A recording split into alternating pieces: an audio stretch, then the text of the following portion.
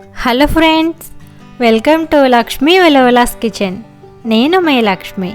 ఈరోజు వీడియోలో రాగి పిండి వడియాలు ఎలా చేసుకోవాలో చూపిస్తున్నానండి. మనం రెగ్యులర్గా బియ్య పిండితో చేసుకుంటాం, లేదంటే సగ్గు బియ్యంతో, బొంబాయి రవ్వతో ఇలాంటి వడియాలు చేసుకుంటూ ఉంటాం కదా. కానీ ఒక్కసారి ఈ విధంగా రాగి పిండితో చేసి చూడండి, చాలా బాగుంటాయి. మనం ఎప్పుడూ చేసుకునే వడియాల టేస్ట్కి వీటి టేస్ట్కి చాలా డిఫరెన్స్ ఉంటుంది. ఎందుకంటే ఇందులో నువ్వులు వేసి చేస్తామండి, దానివల్ల టేస్ట్ చాలా బాగుంటుంది. ఇంకా రాగి పిండి అంటే హెల్త్కి చాలా మంచిది కదా. అలాంటి హెల్దీ రాగి పిండితో కూడా వడియాలు చేసుకోవచ్చు. చూసేయండి ఎలా చేస్తున్నానో. ఇప్పుడు ఒక మిక్సీ జార్ తీసుకుని ఇందులో పావు కప్పు సగ్గుబియ్యం వేసుకోవాలండి. ఈ పావు కప్పు సగ్గుబియ్యం కూడా పౌడర్ చేసుకోవాలి. ఈ పౌడర్ మరి మెత్తగా రాదండి, కొంచెం బరకగా, అంటే బియ్యపు రవ్వ ఉంటుంది కదా ఆ విధంగా వస్తుంది. ఇలా గ్రైండ్ చేసుకున్న ఈ పౌడర్ని పక్కన ఉంచుకుని ఇప్పుడు వేరే మిక్సీ జార్ తీసుకుని ఇందులో 1 ఇంచ్ అల్లాన్ని తొక్క తీసి వేసుకోవాలి. అలాగే 7-8 పండు మిర్చి వేసుకోవాలండి. ఈ రెండు కూడా వాటర్ వేయకుండా ఈ విధంగా కోర్స్గా పేస్ట్ లాగా గ్రైండ్ చేసుకోవాలి. ఇలా గ్రైండ్ చేసుకున్న పేస్ట్ని పక్కన ఉంచుకోవాలి. ఇప్పుడు 3/4 కప్పు రాగిపిండి తీసుకోవాలండి. అంటే 1 కప్పుతోకి 3వ వంతు తీసుకుంటే సరిపోతుంది. మీకు కరెక్ట్గా తెలియాలి అంటే నేను ఇక్కడ చూపిస్తున్నాను చూడండి. 3/4 కప్పు రాగిపిండి తీసుకొని మనం గ్రైండ్ చేసి ఉంచుకున్న పావు కప్పు సగ్గుబియ్యం ఉన్నాయి కదా, వాటిని కూడా ఇందులో వేసుకుంటున్నాను. అంటే సగ్గుబియ్యం ఇంకా రాగిపిండి రెండు కలిపి 1 కప్పు రావాలి. ఇప్పుడు వీటిని ఒక బౌల్లో వేసుకుని ఇందులో 1 కప్ వాటర్ వేసుకోవాలండి. 1 కప్పు పిండి తీసుకున్నాం కాబట్టి 1 కప్ వాటర్ వేసుకుని ఉండలు లేకుండా బాగా కలుపుకోవాలి. 2-3 నిమిషాల పాటు బాగా కలుపుకుంటే ఉండలు లేకుండా ఈ విధంగా ఉంటుందండి. ఇలా కలుపుకొని ఇప్పుడు దీన్ని పక్కన ఉంచుకోవాలి. ఒకసారి కన్సిస్టెన్సీ అనేది ఎలా ఉందో కూడా చూడండి. ఈ విధంగా ఉండాలి, ఇంతకన్నా పల్చగా ఉండకూడదు. అలాగని గట్టిగా ఉంటే కొంచెం వాటర్ యాడ్ చేసుకోవచ్చు. ఇప్పుడు దాన్ని పక్కన ఉంచుకొని స్టవ్ పై ఒక లోతుగా ఉన్న గిన్నె పెట్టుకోవాలండి. ఇందులో 5 కప్స్ వాటర్ వేసుకోవాలి. మనం ఏ కప్పుతో అయితే పిండి తీసుకున్నామో అదే కప్తో 5 కప్స్ వాటర్ వేసుకోవాలి. 5 కప్స్ వాటర్ ఈ బౌల్లో వేసుకుని 1 కప్ వాటర్తో పిండి అనేది కలుపుకోవాలి. ఇందులో 1 టీ స్పూన్ రాక్ సాల్ట్ వేసుకొని మనం ముందుగా గ్రైండ్ చేసి ఉంచుకున్న పచ్చిమిర్చి అల్లం పేస్ట్ కూడా వేసుకోవాలి. ఈ రెండు వేసుకున్న తర్వాత 1 టేబుల్ స్పూన్ నువ్వులు కూడా వేసుకోవాలండి. నువ్వులు వేసుకోవడం వల్ల ఈ వడియాల రుచి అనేది ఇంకా బాగా పెరుగుతుంది, చాలా బాగుంటుంది.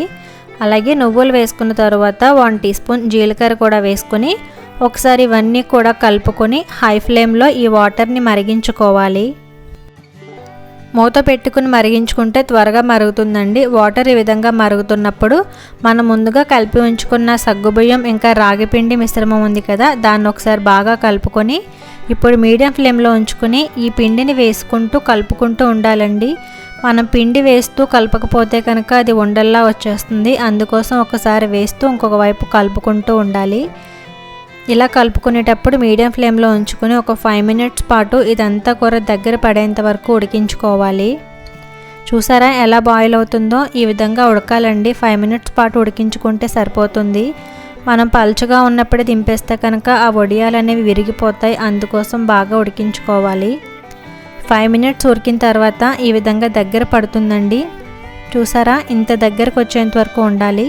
ఇది చల్లారిన తర్వాత కాస్త దగ్గర పడుతుంది, అయినా కూడా పర్వాలేదు. ఇప్పుడు స్టవ్ ఆఫ్ చేసేసుకొని బాగా చల్లార్చుకోవాలండి. చల్లారిన తర్వాత ఇంకా దగ్గర పడిపోయింది చూసారా. ఇప్పుడు వడియాలు పెట్టుకోవడం కోసం నేను ఇక్కడ శారీ తీసుకున్నానండి. మీరు కావాలంటే పాలిథిన్ కవర్పై కూడా పెట్టుకోవచ్చు. చాలామంది ఇలాంటి శారీ మీద కూడా ఎలా పెడతారో చెప్పండి అని అడుగుతున్నారు, అందుకోసం ఇలా చూపిస్తున్నాను. మనం సిల్క్ శారీ అయినా కాటన్ శారీ అయినా ఏదైనా తీసుకుని దాన్ని వాటర్తో బాగా తడపాలండి. తడిపి ఎక్కడ కూడా మడతల్లాగా లేకుండా ఈ విధంగా ఫ్లాట్గా వేసుకొని దానిపైన వడియాల్లాగా వేసేసుకోవాలి. మనకి లిక్విడ్ లాగా ఉన్నప్పుడు ఇలా స్పూన్తో వేసేసుకోవచ్చు. అది కొంచెం గట్టిగా కానీ అయిపోతే కనుక వాటర్ ఏమీ యాడ్ చేయకుండా చేత్తో కూడా పెట్టేసుకోవచ్చండి. చేత్తో పెట్టుకున్నా కూడా చాలా బాగా వస్తాయి. ఇలా పెట్టుకున్న వడియాలు ఒక రోజంతా బాగా ఎండాలండి. ఈవినింగ్కి ఈ విధంగా ఉన్నాయి. ఈ వడియాలు చాలా తొందరగా ఎండిపోతాయండి ఎండ ఎక్కువగా కనుక ఉంటే, లేదంటే 2 రోజుల పాటు ఎండబెట్టుకోవాలి. నాకు నెక్స్ట్ డేకి ఈ విధంగా ఉన్నాయండి. నేను పెట్టాను కదా ఫస్ట్ డే, ఇంకా ఈవినింగ్కి బాగా ఎండిపోయినాయి. నెక్స్ట్ డే మార్నింగ్ ఈ విధంగా మడుచుకొని దానిపైన వాటర్ అనేది చల్లుకోవాలండి. ఈ విధంగా వాటర్ చల్లుకొని ఒక 5 మినిట్స్ పాటు వదిలేస్తే తర్వాత వడియాలు అనేవి చాలా ఈజీగా వచ్చేస్తాయండి. మనం క్లాత్ అడుగున చేయి పట్టుకొని పైనుంచి ఈ విధంగా లాగితే వడియాలు అనేవి ఈజీగా వచ్చేస్తాయి. అదే కవర్పై కనుక పెట్టుకుంటే మనం ఇలాంటి లాగవలసిన అవసరం ఏమీ లేకుండా వాటంతట అవే వచ్చేస్తాయి.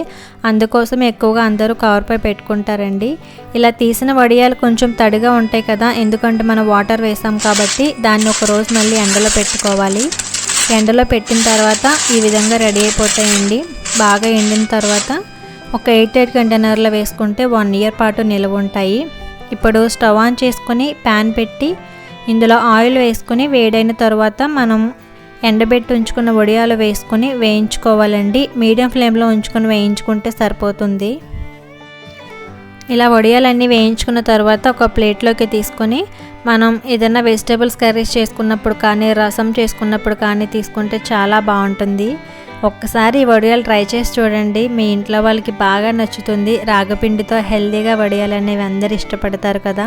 మీకు కూడా నచ్చింది అనుకుంటున్నాను. నచ్చినట్లయితే ఖచ్చితంగా లైక్ చేయండి. అలాగే మీ ఫ్రెండ్స్కి రిలేటివ్స్కి కూడా షేర్ చేసి ఫస్ట్ టైం చూస్తున్న వారైతే తప్పకుండా సబ్స్క్రైబ్ చేయండి. Thank you for watching. మళ్ళీ నెక్స్ట్ వీడియోలో కలుద్దాం.